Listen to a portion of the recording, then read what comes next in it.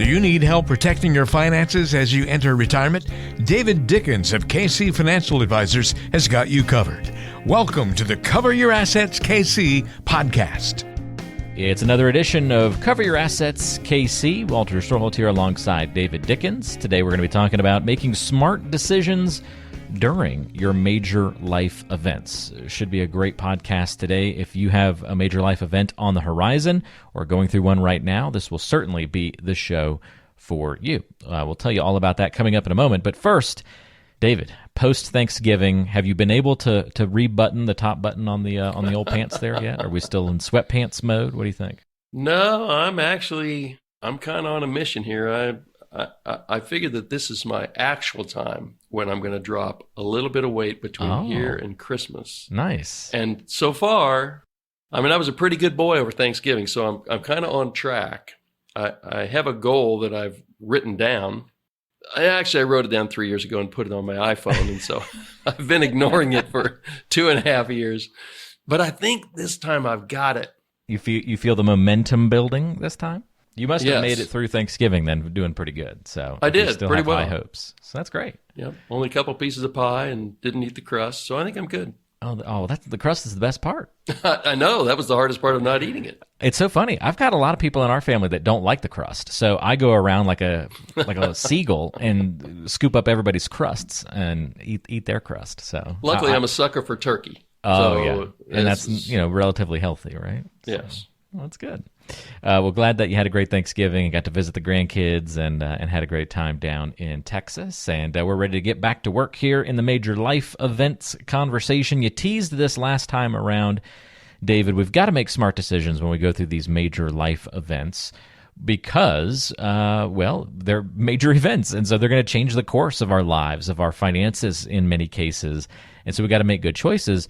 The problem I'm sure that you see people face when they come into your office is it's hard. It's hard to make good decisions when you're going through major life events because they're often accompanied by stress or frustration or sadness or some other emotion that can sometimes cloud what we're trying to do. Exactly. The whole emotional thing, it's what makes you a bad investor when markets are going down. Emotion also can make you a poor planner or make you do some things you would regret on these 4 types of changes that we're getting ready to talk about. So if you can, that's a lot of times that's my biggest benefit to my clients is I'm not emotionally involved for the most part in the things that they're going through.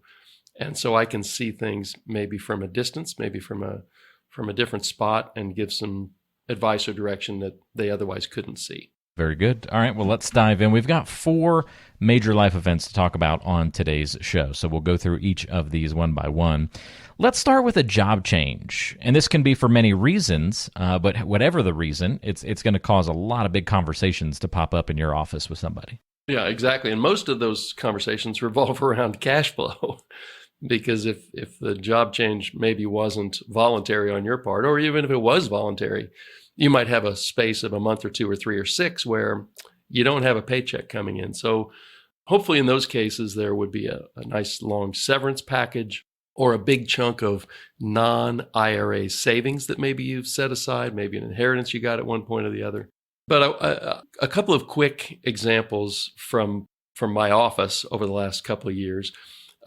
Job change in your mid-40s, job change in your late 50s. So if you're doing a job change, you're in your mid-40s. I had a client that did this, looking for a new job, but they need to bridge their income flow between the stopping of the old job and the starting of the new job and not take IRA withdrawals. Because what you probably are sitting there thinking is, that's right. If you take money out of your IRA before 59 and a half, well, you pay a 10% penalty plus the taxes. And so, and you goof up that tax deferral that you were otherwise going to get until your 60s or early 70s. So what you'd like to do is take a look at your plan and your resources and say, how can I patch together an income stream until I get that new job that doesn't require IRA withdrawals? Now, let's say you're in your mid-40s and you got a nice severance. And what that might mean is that you might have a period of time when you're going to have an artificially low tax bracket. So I've had a couple of different clients who have used that period of time to do a Roth conversion. Now, that might seem very unusual, very odd, but this is just a temporary time in your life where you're going to have an artificially low tax bracket. And it might last over let's say you lose your job in July or August, and you may not have new work until the first of the year. Your tax bracket that year is going to be low, and it's a decent time. It's a really good time to at least look at rolling money out of an IRA or a 401k and into a Roth. So you just pay the taxes then at your artificially low tax bracket. And then all that growth for the next decades goes tax-free, and you don't have required distributions out of a Roth. So that's an opportunity if you're in your mid-40s. What about in your late 50s? In this case, a 58-year-old person, and that person was concerned that they may not find work again. And so the recommendation from me was, well, don't roll your 401k over yet. And the reason for that, which we've mentioned on some past podcasts, is there's a little known rule by the IRS that if you're between 55 and 59 and a half, and you lose that job, but you leave the money in that company plan, then you can take withdrawals out of that 401k, and you don't pay the penalty. You still pay the taxes, but you don't pay that 10% penalty. So that's where, if you're mid to late 50s and this happens to you, it's really time, if you don't have a serious plan of what your retirement, but between that age and 65 or whatever your retirement date is. But if you don't have a serious plan, it's really a good time to get a serious plan. And then at that point, you can better determine for yourself, do I really need to go back to work? Or maybe if you've saved well enough for yourself, work has become optional, and you can do something that maybe is for less money, but it's for more meaning. So late 50s, early 60s, there are a lot of opportunities, if you have a good plan, to figure out, what should my next step be? And maybe it's not diving headlong back into the work world if you have other options. It's a great breakdown of the situations that you face when a job changes like that, especially close to retirement. Lots of big conversations pop up that gives you a peek inside the discussions that David often has with clients about that particular incident and what goes on there. It can be very positive. Can present some negative challenges to work through as well. Got to take those one at a time, and that's where custom advice really comes in handy. Same goes for this next one, David, and this one's tough, but it does happen more and more these days. We all know the statistics of divorce, and especially later in life divorce is becoming a little bit more popular as well, and that creates obviously big financial implications and is one of the more stressful things that you can go through. So making smart choices during this time is really, really difficult. Yeah, it is, and like I said, this is super emotional. And I have most of my experiences with females, usually oftentimes in their late 40s, early 50s, that would have a divorce situation. But I also have one set of clients who got a silver divorce. And so it affects each individual differently. It's really a matter of kind of parsing out, what are the pieces that I have left after this divorce? And how do I make sure that my golden years are still golden? So I'm using the example of this 47-year-old female. Her main question was, if I never remarry, will I be okay? Which is a super good question. And she had no idea, because her ex-husband did all the financial stuff. And that's super common, not to genderize anything, but it's super common to have females taking care of other parts of the relationship and the males taking care of the financial part of the relationship. So what we did for this particular person was we put together an actual plan that would say, where are you now with the assets you have and the cash flow you're going to have? And what does that look like from age 47 to 100? So we knew that in this case, she was going to get alimony for 10 years. We knew that starting at some point in the future, age 62, 67, 70, she was going to get a spousal Social Security check. She didn't have a significant work history outside of the home, but as a divorced person having at least a 10-year marriage, you still get your spousal benefits on Social Security. She ended up getting half of the IRAs that they had amassed, And the house that they lived in, the question was, all right, should I stay in this house that's too big for me, or should I sell it and do something with the proceeds? So those are all the questions that flooded onto this person. In addition to, her main question was, am I ever going to get married again? And what happens to me going forward? So I couldn't answer any of those questions, but what I was able to do was help her think through the financial aspects, take those out of the worry column, so that then she could worry and act on the things that, frankly, a financial person can't really help her with. But putting together that plan at that point in that person's life eliminated a ton of emotional stress. Those are super rewarding cases to get to work on in a pretty bad time in somebody's life. Yeah, it's a tough situation. Going through a divorce, not going to be enjoyable. It's going to be emotional. Make good decisions when you're going through that, because it's going to really impact your future in so many different ways. Take a beat. Realize that you don't have to make anything overnight. Get good guidance. Get good advice when you're going through that. Really, really helpful and really important. If you have any questions for David, by the way, as we talk about these different major life events, and if you're going through something that we're talking about, you need some extra help with that, need help navigating through it, give David a call, 913-317-1414. Happy to talk with you and see how I might be able to help you. 913-317-1414 or online at coveryourassetskc.com. All right, let's talk about another major life event here, David, an inheritance. Not something we're going to go through many times in life, and so it kind of is one of those things that we face where we don't have a lot of experience to draw on when we go through an inheritance. But this can be a blessing if handled correctly, right? Absolutely, and it usually boils down to a whole lot of tax-related questions.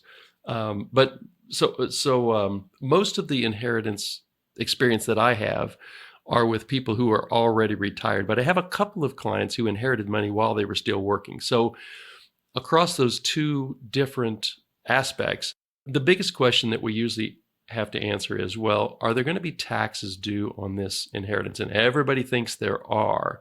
And in a whole lot of cases, there are no taxes due. So for instance, if you inherit somebody's brokerage account, it's a non-IRA, non-Roth account. Well, there aren't any taxes due necessarily, because you get it as the inheritor, as the beneficiary, you get a stepped up cost basis. So the cost at which you own those securities is established on the date of death of the person you inherited the account from. So what has happened to the value of those securities between date of death and the date you may decide to sell them? That's your tax liability. But it doesn't matter what they paid for that Exxon stock or that Procter & Gamble stock 20 years ago. That's all out the window. The IRS doesn't get to tax that gain. We also have a lot of confusion when somebody inherits an annuity. Annuities can be really good, safe investments. The trick in inheriting one is, especially if it's not in an IRA, but it's just regular non-qualified money, is that the interest that had been earned by the person you inherited it from, that's totally taxable. There's no stepped up cost basis with an annuity. So the person who inherits that money will be responsible for the interest, for the taxes that are due on the interest earned over the life of that annuity. That can be really small if the person who died was taking income off of that annuity. And it can be really large if that was just a chunk of money they set aside years ago and just let it grow. So that's a consideration on an inheritance. And then IRAs.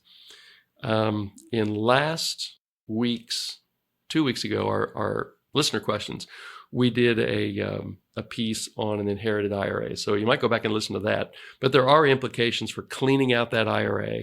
And you have some flexibility in taking the money out that's tax advantaged for you and not necessarily stuck with what the IRS has given you. The other thing with a younger person who inherits money, and one of the situations that I actually worked through, the question was, can I retire early, or has my work life just become optional? They may not decide to totally quit, but they might decide to do something for a lot less money that is more enjoyable for them. So all that requires is take their existing plan, or if they didn't have a plan, build one out, and then add in the money that they received from retirement and figure out, well, now what could their income be from the assets that they have added to a gig job that they might want to take. And all of a sudden, maybe in their late 40s or mid 50s, work has become optional. And it just opens up a whole another set of doors for somebody like that. And that's a pretty cool gift that you as a listener might give to some of your beneficiaries as you're figuring out who might best receive my money when I'm not here anymore. And inheritance is a big deal, and want to treat it right and take care of it properly when faced with those situations. And working with a qualified advisor can certainly help in that regard. So if you've got questions about that, again, don't hesitate to reach out to David. And again, you can check the show notes for contact information and how to get in touch there. We've been talking about these major life events. We've covered 3 so far. 1 more to go, and it's the toughest of all of them, David. It's the death of a spouse. There's no sugarcoating it. It's hard to go through. It's hard to even talk about it in advance for a lot of people, but it's maybe the most critical of all to plan for. It is, and that's always filled with significant emotion. One thing that a lot of people don't realize is they're going to have a tax increase because they're very likely to have a tax increase upon the death of a spouse. And that's because all of a sudden you're not married filing joint, you're filing as a single person. That's in the year after your spouse dies. And so to add insult to injury, you don't have your spouse anymore and lost that person's Social Security benefit, you're also going to be in a higher tax bracket. So that's something to think about and not necessarily plan for, but if you have a lot of assets and you have big required distributions, you are absolutely going to feel the pinch of going from married filing joint to single. So if there are IRAs involved, those are just going to, in every situation I can think of, that's just going to roll directly to the spouse. All of my clients, that's a big number, but I can say with pretty high certainty, all of my clients have their spouse as the primary beneficiary of their IRAs. So those are just going to roll seamlessly to the surviving spouse. So there really shouldn't be any issues regarding that. And there aren't any special required distribution requirements for those. And then, like I just mentioned a couple minutes ago, you're going to lose that spouse's Social Security. Now, let's say that if your Social Security check was the higher of the two, then you'll get to keep yours, but you'll lose the lower one. If your check was the lower one, then you'll lose your check, but you'll get to keep the higher check amount. Either way, there's going to be less money coming into your household in the year after you lose that spouse. In a lot of my clients' cases, it doesn't really matter because they really weren't worried where their next meal was going to come from. But it is something to have worked into the plan is once that first spouse dies, you'll lose a piece of Social Security. Depending on if that person had a pension, well, you might lose 50% or all of that pension. So death of a spouse can be super emotional, and it can have significant income and tax implications that really are not to be ignored in the planning process. It's such a big issue, and so many people are unprepared for it and then make bad decisions when they go through that piece of their life because you don't have a plan in front of the issue, and then you get emotional during it, and you make snap decisions, and often things that have long-term consequences to it. So make sure that you are planning advance for some of these things that happen in life, not just that last one that we covered, the death of a spouse, but an inheritance, a divorce, a job change. If you're going through any of those things or may go through any of those things in the future, go ahead and start planning for them now and talking to the right people. Get good advice on all of those different angles. And again, your ways to get in touch with David are easy. You can call 913-317-1414. That's 913-317-1414, or go online to coveryourassetskc.com. We'll link to all of that contact information in the description of today's show.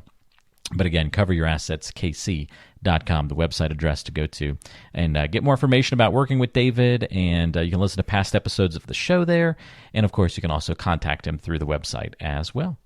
David, major life events, unfortunately a lot of these at this stage of life, they start falling on the unfortunate side of things, or the negative side, or at least their tougher side of things. It's not, oh, I graduated high school, I got accepted to college, getting married, having kids. It's the other variety of things. But you know what? They still need planning. They still need help. And I know that it's a big part of what you do each day, helping people navigate through these things. It is. That's some of the most rewarding piece of what we do. So those are all, it's a fun, losing a spouse isn't very fun and divorce isn't very fun, but that is a fun, rewarding piece of what we get a chance to do. So I don't take any of that for granted. Yeah, don't take it for granted, and it's part of the joy of life is shepherding people through those situations, good and bad. Being there alongside them, I know, is a rewarding piece of it for you. Well, thank you for all your help on the episode today, David, and thank you for listening to today's show. We'll have another great episode on tap next time around. David, any teasers for the next topic, or we'll leave it a mystery for this time? I'm going to leave you hanging right here. All right. I like it. Just come back and see next week, see what we got in store for you. Another great topic will be on the way for sure here on the Cover Your Assets KC podcast. Thanks so much for listening, and we'll talk to everybody again next week. Investment advisory services offered through ChangePath LLC, a registered investment advisor. ChangePath LLC and KC Financial Advisors are separate companies.